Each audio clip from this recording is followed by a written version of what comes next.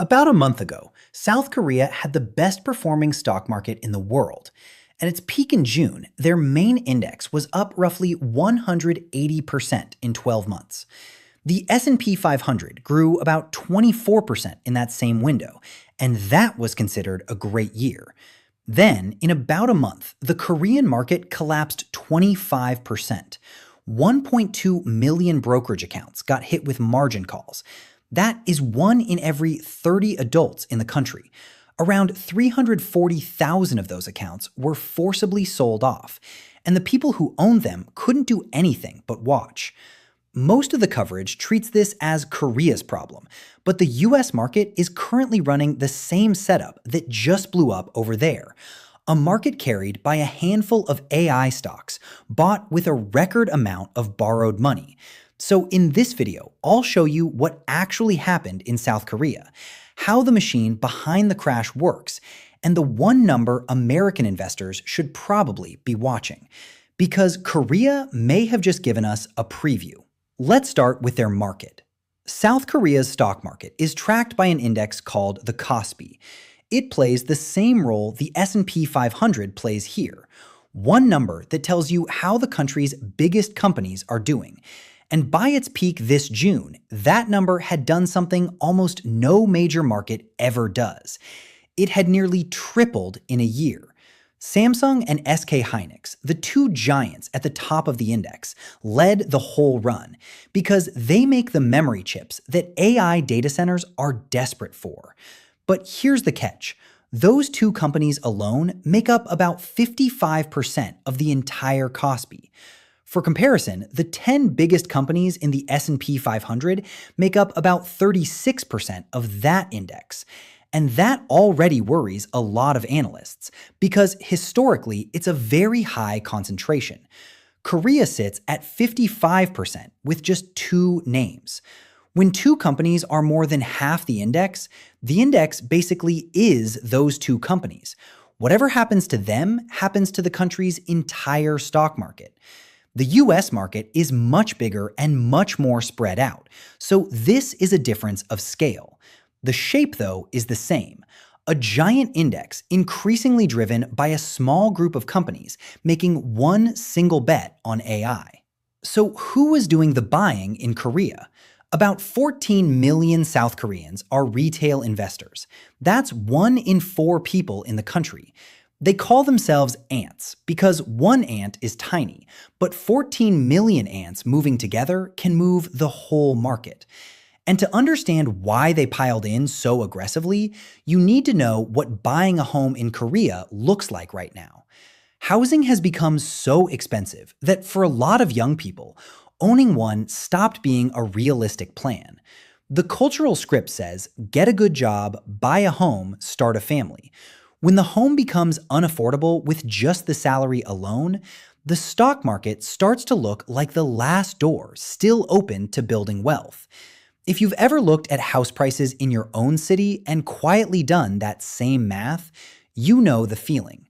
So a whole generation went in, and they didn't stop at investing their savings.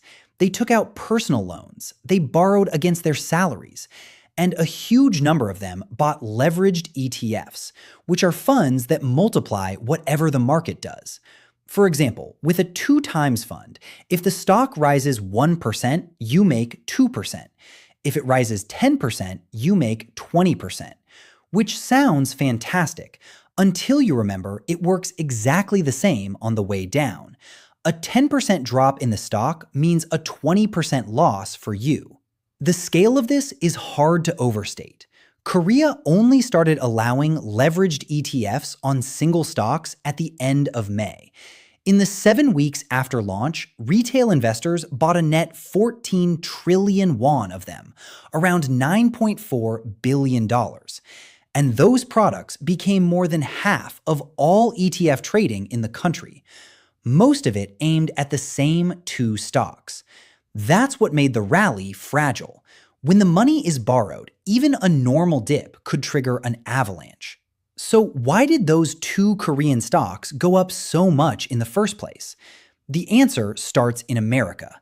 The AI boom runs on chips, and one specific kind matters here: Memory chips, the semiconductors that store and feed data to AI processors. Samsung and SK Hynix dominate that market globally, and their biggest customers are American. Microsoft, Google, Amazon, and Meta spent roughly $410 billion on infrastructure in 2025, and their announced plans for 2026 add up to around $725 billion. That's a 77% jump in a single year. A large chunk of that money flows straight into Korean memory chips. So when 14 million ants bought Samsung and SK Hynix with borrowed money, the whole Korean market became a leveraged bet on one assumption: that American AI spending keeps growing forever. In late June, that assumption flinched. US AI and chip stocks sold off as investors got nervous that all this spending might slow down. And notice the wording there. Nothing actually slowed down. No company cut a single order. Investors simply got scared that it might happen. In a normal market, that fear causes a bad week. In a two-stock market sitting on borrowed money, it caused this. On June 23rd, a day Koreans now call Black Tuesday, the KOSPI fell almost 10%. Samsung dropped just over 12%, and SK Hynix about 12.5% in a single session. It was the biggest one-day point drop in the index's history. To put that in American terms, the US market has only seen days like that a handful of times in a century. The crash of 1987, the Great Depression, and the worst day of the COVID panic in 2020. 3 weeks later, the KOSPI broke below 7,000, and by late July, it was down about 25% from the peak. A market that rose on a single story fell on a single doubt. But a scary headline still doesn't explain the strangest part: why the selling couldn't stop and kept getting worse. In a normal sell-off, prices fall until sellers run out of reasons to sell. Korea's sell-off kept going because much of the selling was never a decision made by stock owners. To see why, you need to know what a margin call is. Say you buy $10,000 of stock using $5,000 of your own money and $5,000 borrowed from your broker. If the stock falls far enough, the broker sends you a message: deposit more cash by tomorrow morning, or we sell everything at whatever the market pays. There's no negotiation, and it doesn't matter that you're down 40%. If the cash doesn't show up, they sell. Now, run that across an entire country at once. Forced selling pushes prices lower. Lower prices trigger margin calls for the next group of investors. Their forced selling pushes prices lower still. It's a doom loop. In a normal month, about 2% of Korean margin accounts get liquidated. During this crash, that rate passed 10%, roughly 5 times normal, according to Korea's financial regulator. And of the accounts that got wiped out, about 62% belonged to investors in their 20s and 30s. The same generation that felt locked out of housing got hit the hardest. None of this stayed inside Korea either. On Black Tuesday alone, Japan's Nikkei fell 3.6%. SoftBank dropped 10%, markets in Taiwan, Hong Kong, and China all slid, and the Nasdaq closed down more than 2%.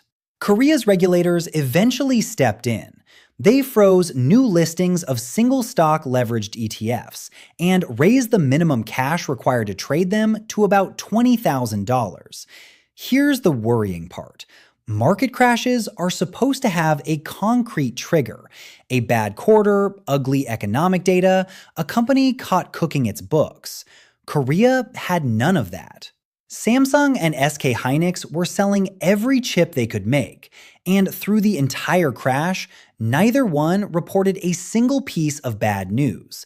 The fear of a bubble was enough, all by itself. And once fear starts the selling, the structure takes over and amplifies it. Margin calls feed the drop feeds more margin calls, and a doubt turns into a disaster with nobody driving. The US market shares the same story. Start with what's driving it. The top 10 stocks make up about 36% of the S&P 500, and nearly all of them are riding the same AI trade. The money even moves in a circle. Nvidia sells the chips. Microsoft, Meta, and Google buy the chips. And each company's spending shows up as another company's earnings. If you own an S&P 500 index fund, that circle is roughly a third of your money, whether you chose it or not.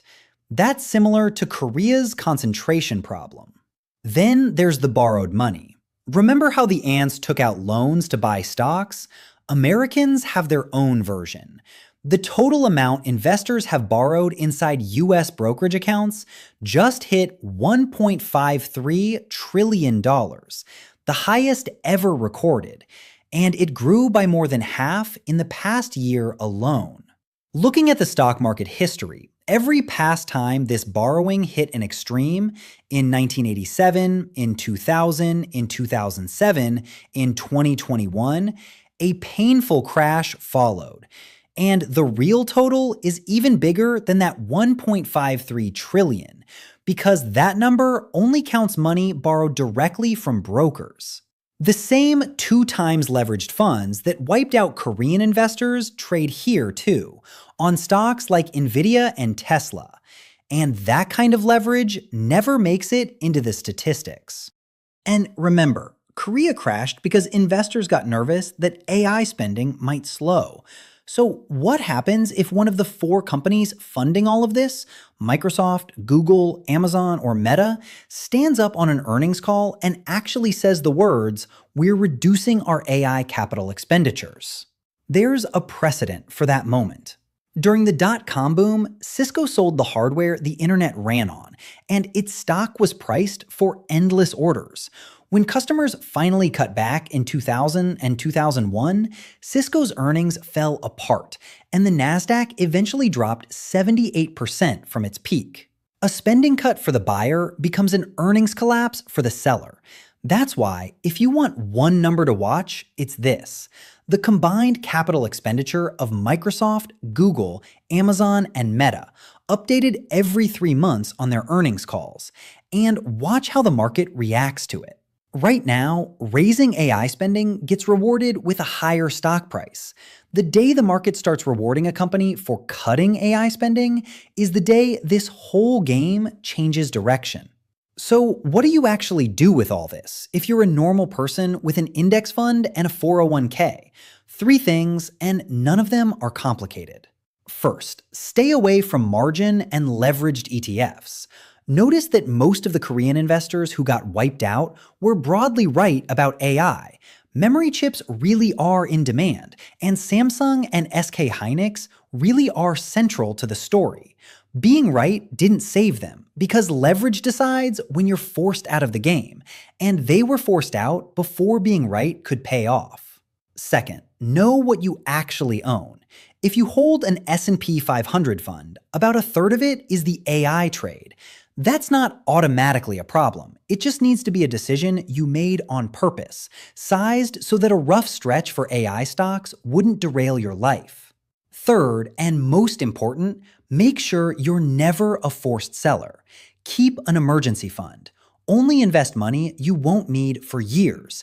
Keep buying on a schedule instead of betting everything at a single moment. In every crash, the people who lose everything are the ones who have to sell at the bottom, whether that's because of a margin call or because rent is due. Historically, US markets have recovered for the people who could afford to wait. The Korean investors who got liquidated were forced out before any recovery could reach them. Will the US actually follow Korea? There are 2 honest scenarios. In the first, Korea's stock market crash stays contained. AI spending keeps growing through 2027, memory prices hold, and the KOSPI recovers. Some analysts genuinely see another 6 to 12 months of boom ahead, and that's entirely possible. In the second scenario, Korea was the first domino, and the moment one of those 4 companies blinks on spending, the most leveraged US market in modern history gets to run the same experiment at full scale. Nobody knows which scenario we're in, but the preparation for both happens to be identical. You can't control when the American version of this arrives, or whether it arrives at all. You control three things: whether you're using leverage, how concentrated your money is, and whether you could go 5 years without touching it. Get those three right, and a crash becomes something you live through instead of something that ends you. None of this is financial advice, and I'm genuinely not predicting doom. AI will probably keep changing the world, and there may be trillion-dollar winners at the end of all this. The danger is paying tomorrow's prices with borrowed money today. So, do you think South Korea's stock market crash was a one-off or a preview of what's coming for the US? Drop it in the comments. And if you want more money topics like this, broken down into plain English, subscribe and follow. Thanks for watching, and I'll see you in the next one. Bye!